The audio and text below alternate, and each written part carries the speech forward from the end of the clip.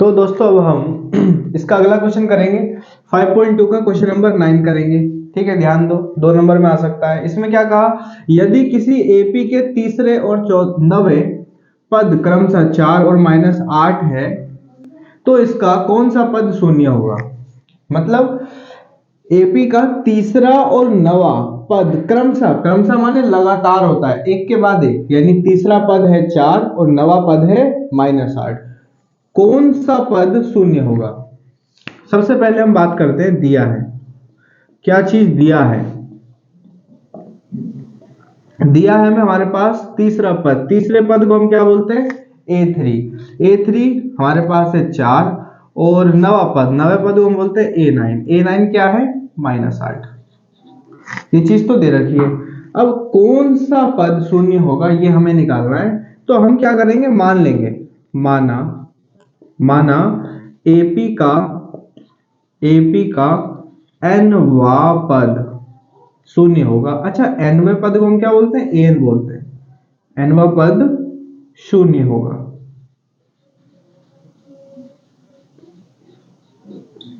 हमने क्या करा, हमने nवां पद मान लिया शून्य होगा। nवां पद मान लिया मतलब an मान लिया। an बराबर क्या मान लिया हमने, 0 मान लिया। ये माना है, ओके, कोई दिक्कत वाली बात नहीं है। nवां पद 0 है, यानी an बराबर 0 है।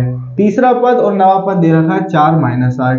तीसरे पद को हम लिख सकते हैं a प्लस में 3 में से 1 कम कर दो, 2d बराबर में 4, समीकरण 1 नाम दे दो। 9वें पद को हम लिख सकते हैं a प्लस में 9 में से 1 कम कर दो, यानी 8d बराबर में -4, डायरेक्ट घटा दो। समीकरण 1 में से ये समीकरण 2 को घटा दो, इसमें से ये घटा दो। माइनस का है प्लस का हो जाएगा, प्लस का है माइनस का हो जाएगा, प्लस का है माइनस का हो जाएगा। a में से a घटाओगे, कट गया 0। 2d में से जब घटाओगे 8d तो माइनस का आएगा 6d बराबर 4 और 4 8। अच्छा, ये गलती कर दी हमने यहाँ पे, ये A9 वाला जो है बराबर में ये देखो कितना है, -8 है, तो -8 आएगा, 8 4 ये 12 आएगा। ओके, मिस्टेक हो गई थी गलती से, तो d को यहीं छोड़ दो, d बराबर 12 लिखो, माइनस का 6 इधर आकर के ये -6 बटे में आ जाएगा। 6 कम 6, 6 दूनी 12, तो d का मान कितना आ गया, d का मान आ गया -2। ये माइनस नीचे वाला ऊपर चले आएगा।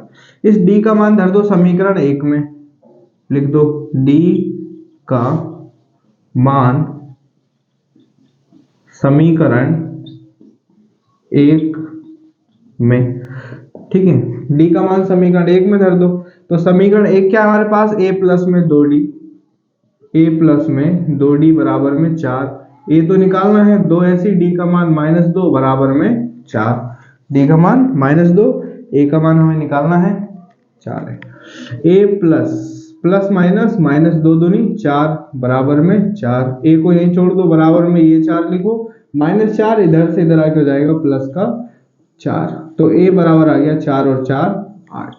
a का मान भी आ गया, d का मान भी आ गया। हमें क्या निकालना था, इसका कौन सा पद शून्य है, यानी पद निकालना था। पद माने क्या होता है, n, यानी हमें n निकालना है। n कितना है, 0 है।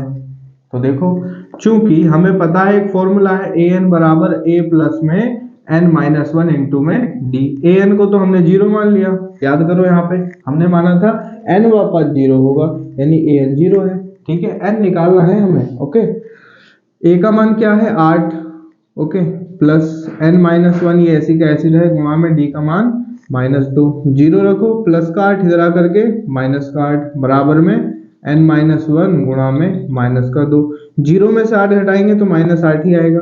-2 गुणा में है, इधर से इधर आके ये -2 बटे में आ जाएगा। गुणा की संख्या उधर से इधर आएगी तो बटे में ही आएगी। ओके, इधर से उधर जाती है तो भी बटे में जाती है। बराबर में क्या बचा, n-1, माइनस से माइनस खत्म, 2 एकम 2, 2 चौक 8, 4 बराबर क्या आ गया, n-1, इसको इधर ले आओ, n-1 बराबर में 4, n को यहीं रखो, बराबर में 4, माइनस का 1 इधर आके प्लस का 1, n बराबर 5 आ गया आपका आंसर। यानी कि एपी का कौन सा पद शून्य होगा, 5वां पद जो है वो शून्य होगा। ओके, देख लो, इसे नोट कर लो। वीडियो अगर समझ आई हो तो चैनल को सब्सक्राइब कर लो। Thank you so much, Ram Ram.